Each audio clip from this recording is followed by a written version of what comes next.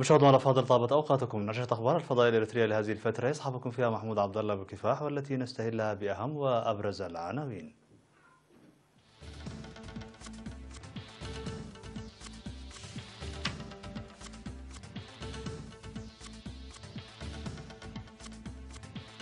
اكتمال شق طريق على برعد لقو عنسبة. جهود لتوفير لحوم صحية في الإقليم الأوسط. الإريتريون في إسرائيل وأنغولا يحتفلون بذكرى الاستقلال. غتلاف انفجار بالعاصمة العراقية بغداد. ماكرون وترودو يؤكدان دعمهما نظاما متعدد الأطراف. ارتفاع حصيلة ضحايا ثوران بركان غواتيمالا.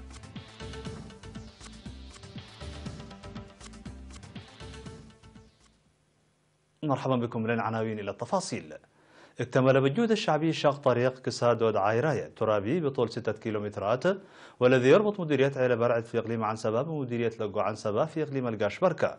وأوضح السكان بأنهم قاموا بشق الطريق من خلال توظيف طاقاتهم وأموالهم لحل المصاعب الاجتماعية والاقتصادية التي ظلوا يواجهونها لسنوات طويلة. وأشار السكان إلى أنهم كانوا يسافرون ل3 أيام للوصول إلى إقليم القاشبركة مرورا بالإقليم الأوسط وإقليم عنسبة، مؤشرين إلى أن الطريق الجديد سيسهل الوضع ويفتح باب التطور لإقليمي القاشبركة وعنسبة. وقال رئيس جمعية تنمية الطريق كسادود عايراي السيد عندتسين قرمازين بأن تنفيذ البرنامج كان حديث السكان ل10 سنوات، وقد بدأت عملية تشييد الطريق في شهر أبريل عام 2017، واكتمل هذا العام بالمشاركة الشعبية القوية ودعم الآليات ليكون جاهزا للخدمة. من جانبه أوضح المدير العام لقسم التنمية المعمارية في إقليم عنسبة السيد تخصي أسقدوم أن إدارة إقليم عنسبة دعمت البرنامج بالمهندسين لضمان كفاءة الطريق، مؤكدا بأن شركة بدهو للإنشاءات ستعمل في الطريق لتنفيذ البرنامج الحكومي المتعلق بتجهيز البنى التحتية.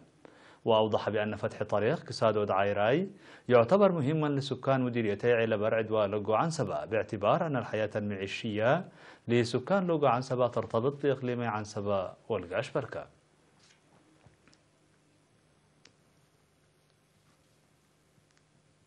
صرح مسؤول وحدة سلخانة الإقليم الأوسط المفتش كداني ولد ميكائيل بأن العمل الجاد والفعال ظل جار لتوفير اللحوم الصحية في الإقليم.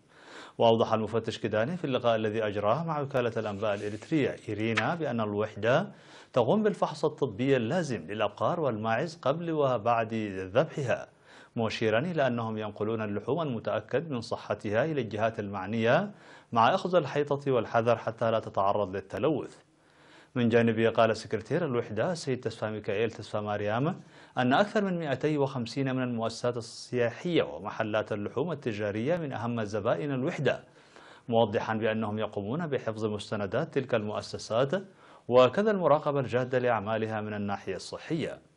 وأفاد الخبير الصحي العام في الوحدة البيطري مبرهت حقوس بأنهم يقومون بفحص طبي للمواشي قبل ذبحها، وفي حال وجد فيها المرض يتم إحراقها مباشرة. هذا وتوضح مستندات الوحدة بأنها تشهد يوميا ذبح 60 إلى 70 من الأبقار. احتفلت الجالية الإريترية في إسرائيل وأنغولا بالذكرى 27 للاستغلال تحت شعار الرؤى بالعمل. فقد احتفل الإريتريون المقيمون في إسرائيل بالتجمع من مختلف المدن ببرامج ثقافية وتراثية وتنظيم عدد من الفعاليات الوطنية. وأوضح القائم بأعمال السفارة الإريترية في إسرائيل السيد سولومون كنفي في الكلمة التي ألقاها بأن الاستغلال هو نتاج نضالات وتضحيات الشعب الإريتري، وأن حمايته وتعزيزه بالتنمية مسؤولية وطنية. وأكد المحتفلون على منح الوحدة والارتباط بالوطن أهمية كبيرة، وأن الاحتفالات والتجمعات الوطنية التي يقومون بها موجهة لهذا الهدف. وفي ذات السياق احتفل الإريتريون المقيمون في مدن لواندا وبنغيلا ولوبانغو في أنغولا بعيد الاستغلال. وخاطب الاحتفال سفير إريتريا في منطقة الجنوب الإفريقية السيد صالح عمر قائلا أن احتفال الإريتريون في مختلف بلاد المهجر بعيد استغلالهم في جو من الألفة والمحبة يبعث على الفخر والاعتزاز. وقدم رئيس الجالية الإريترية في أنغولا سيد يعقوب سلمون توضيحا حول دور التأطير القوي وطنيا واجتماعيا، كما هنأ الشعب والحكومة بالمناسبة.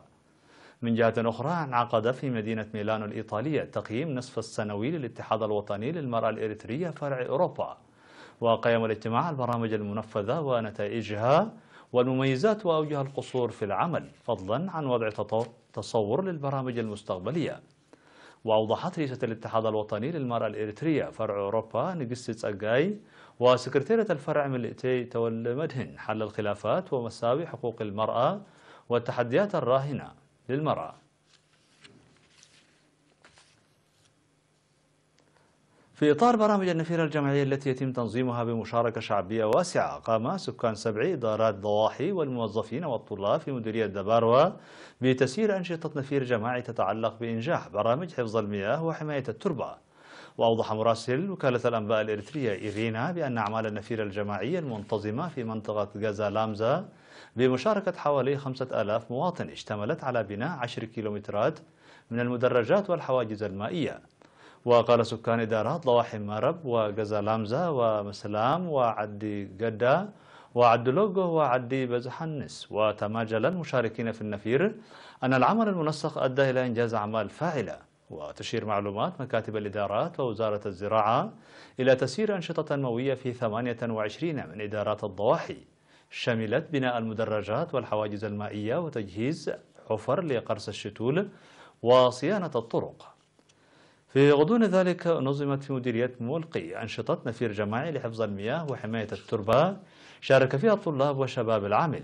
وناشد المشاركون بضرورة استمرار أنشطة النفير الجماعي التي ظلت تلعب دورا كبيرا في استقرار البيئة وإكساب التجارب وترسيخ ثقافة العمل.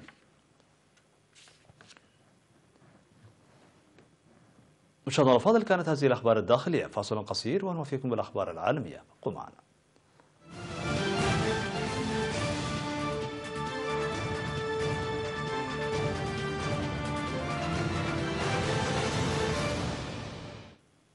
على الصعيد العالمي، قال مصدر بالشرطة العراقية أن 18 شخصا على الأقل قتلوا وأصيب أكثر من 90 آخرين في انفجار بحي مدينة الصدر في بغداد.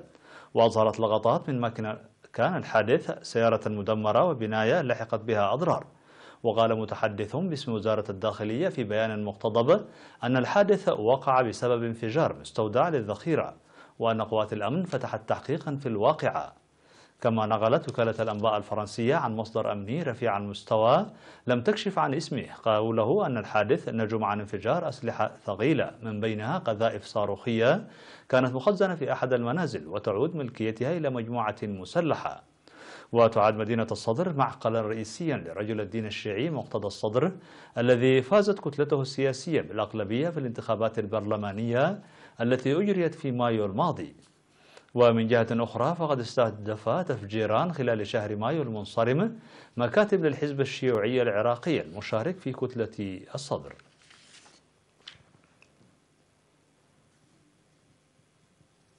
أكد الرئيس الفرنسي إيمانويل ماكرون ورئيس الوزراء الكندي جاستن ترودو في أوتاوا الأربعاء دعمهما نظاما قويا متعدد الأطراف، وذلك قبل يومين من التئام مجموعة الدول الصناعية السبع في قمة جعلتها المواقف الأمريكية صعبة.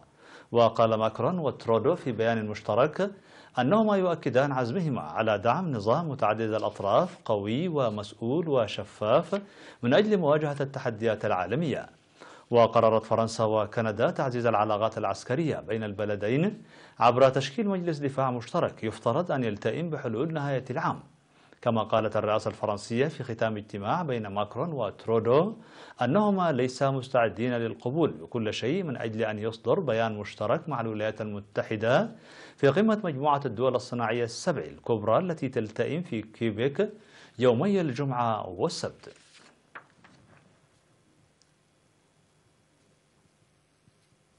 قالت وكالة إدارة الكوارث والطب الشرعي في غواتيمالا أن عدد القتلى جراء الثوران الهائل للبركان الذي ضرب البلاد يوم الأحد الماضي قد ارتفع إلى 99 قتيلا، حيث يعد الأكبر منذ 4 عقود. وأعلنت السلطات أن حصيلة الضحايا الذين سقطوا من جراء ثوران بركان فيوجو بلغت 99 قتيلا على الأقل، في حين لا يزال حوالي 200 شخص في إعداد المفقودين. ويبلغ ارتفاع بركان فيوغو 3763 مترا ويبعد 35 كيلومترا جنوب غرب العاصمة غواتيمالا، حيث أدت خشية من ثوران البركان مجددا إلى تأخر عمليات الإنقاذ وانتشال الجثث، علما بأن فيوجو لم يدخل في حالة سبات، وإنما سجل مساء الثلاثاء انفجارا قويا تسبب بحالة هلع لدى السكان الذين عاد قسم منهم إلى دياره.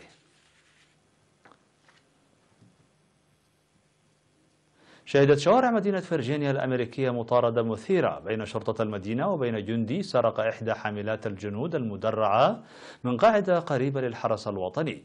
وتجول الجندي في شوارع المدينة وسط ملاحقة من سيارات الشرطة لأكثر من ساعتين، وأظهرت لقطات سيارات الشرطة وهي تنطلق أمام المدرعة التي كانت تسير بسرعة وصلت إلى 70 كيلومترا مفسحة الطريق أمامها، فيما تواصل سيارات أخرى مطاردتها. وتوقفت المطاردة عندما أوقف الجندي المدرعة التي كانت خالية من الأسلحة وخرج منها.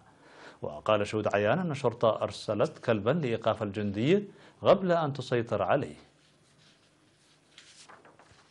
مشاهدينا الأفاضل، بهذا نكون قد وصلنا بكم إلى نهاية النشرة. شكرا على حسن المتابعة، دمتم بألف خير.